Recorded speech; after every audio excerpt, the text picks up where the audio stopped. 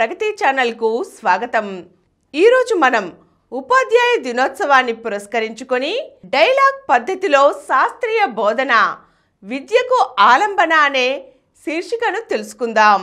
ప్రాచీన కాలం నుండి ఆధునిక యుగం వరకు మానవ సమాజ పురోగమనంలో విద్య ముఖ్య భూమిక పోషించింది. విద్య మానవుణ్ణి సమగ్ర దృక్పథంతో తీర్చిదిద్దడమే కాక మానవ జాతి పురోగమనానికి అవసరమైన జ్ఞానాన్ని అందిస్తుందని గ్రీకు తత్వవేత్త అరిస్టాటిల్ పేర్కొన్నారు. భారత జాతి భవిష్యత్తు అంతా తరగతి గదిలోనే నిర్ణయించబడుతుందని కొఠారి కమిషన్ పేర్కొన్నది. సమాన అవకాశాలు లేక అణచివేతకు గురైన వర్గాల విముక్తి విద్యతోనే సాధ్యమని డాక్టర్ బిఆర్ అంబేద్కర్ అన్నారు. అటువంటి విద్యారంగంలో తరగతి గదిలో ప్రధాన పాత్రధారి సూత్రధారి ఉపాధ్యాయుడే. ఉపాధ్యాయుడి బోధన శాస్త్రీయ దృక్పథం వేలాది మంది విద్యార్థులను చక్కగా తీర్చిదిద్దుతుంది.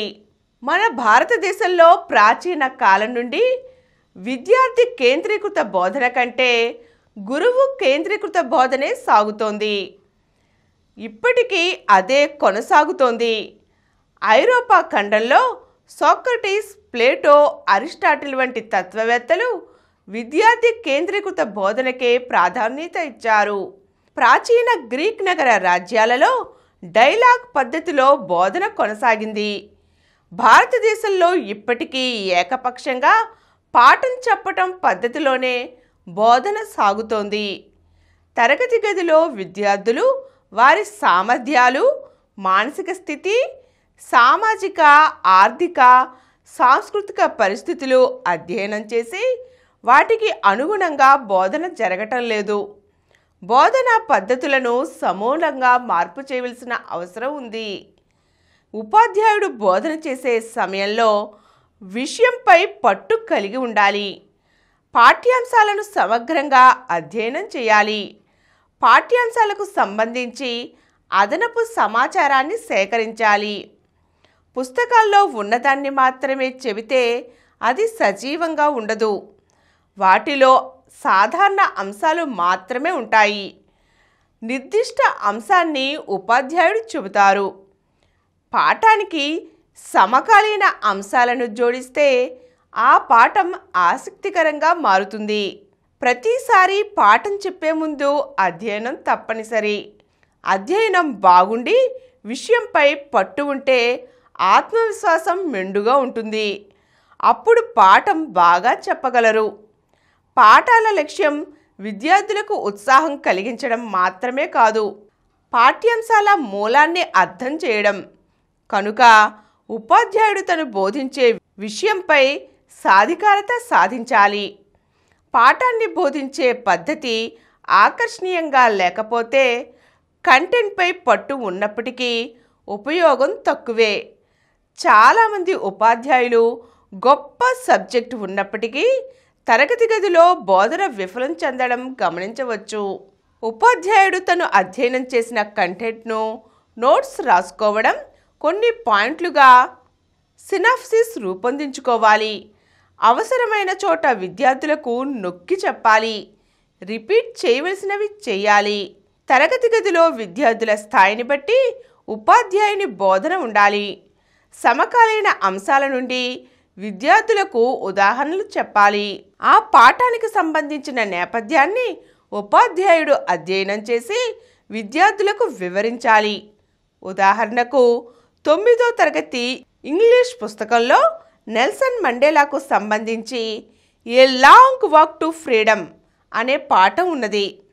ఆ పాఠం చెప్పే ఉపాధ్యాయుడు దక్షిణాఫ్రికాలోని వర్ణ వివక్షత, 100 ఏళ్ల పాటు దానికి వ్యతిరేకంగా జరిగిన పోరాట నేపథ్యాన్ని చెబితే విద్యార్థుల మనసుకది హత్తుకుంటుంది. పాఠం చెప్పే విధానం ఉపన్యాస ధోరణిలో కాక బోధించే ధోరణిలో ఉండాలి. బోధన సమయంలో విద్యార్థులను ఎక్కువగా ఇన్వాల్వ్ చేయాలి. డైలాగ్ పద్ధతిలో బోధన చేయగలిగితే బాగుంటుంది. బోధనలో లోపాలను ఎప్పటికప్పుడు సరిదిద్దుకోవడం ద్వారా మంచి ఉపాధ్యాయులుగా గుర్తింపు పొందవచ్చు. బోధన ద్వారా ఉపాధ్యాయుడు విద్యార్థులలో ప్రశ్నించే తత్వాన్ని పెంపొందించాలి. ప్రశ్నించడం ద్వారానే మానవజాతి పురోగమనం, నాగరికత అభివృద్ధి జరగడమే కాక నూతన ఆవిష్కరణలకు నాంది పలకగలదు. ప్రాచీన మానవుడి నుండి ఆధునిక మానవుడు, అక్కడి నుండి నేటి సాంకేతిక మానవుడు కూడా ప్రశ్నించడం ద్వారానే పురోగమనం సాగించగలిగారు. భారతదేశంలో పాఠశాల తరగతి గదిలో ప్రశ్నించే తత్వం చాలా తక్కువగా ఉంది. ఉపాధ్యాయుడు విద్యార్థులలో ప్రశ్నించే తత్వాన్ని ప్రత్యేకంగా పెంపొందించాలి. వారిని ప్రశ్నించే విధంగా ప్రోత్సహించాలి. విషయాల పట్ల వారిలో జిజ్ఞాసను పెంచాలి. ఇటీవల జరుగుతున్న సాంకేతిక అభివృద్ధిలో భాగంగా టెక్నాలజీని ఉపాధ్యాయుడికి ప్రత్యామ్నాయంగా చెబుతున్నారు. కరోనా తరువాత స్మార్ట్ఫోన్లు, ట్యాబ్లను విద్యార్థులు విరివిగా వాడుతున్నారు. ఆన్లైన్ తరగతులు, వర్చువల్ తరగతి గదులు పెరిగాయి. కానీ ఇటీవల జరిగిన ఒక అధ్యయనం ప్రకారం టెక్నాలజీ ఉపాధ్యాయుడి ప్రత్యామ్నాయం కాదని తేలింది. రోబో ఉపాధ్యాయుల ప్రవేశం కూడా జరుగుతున్నది.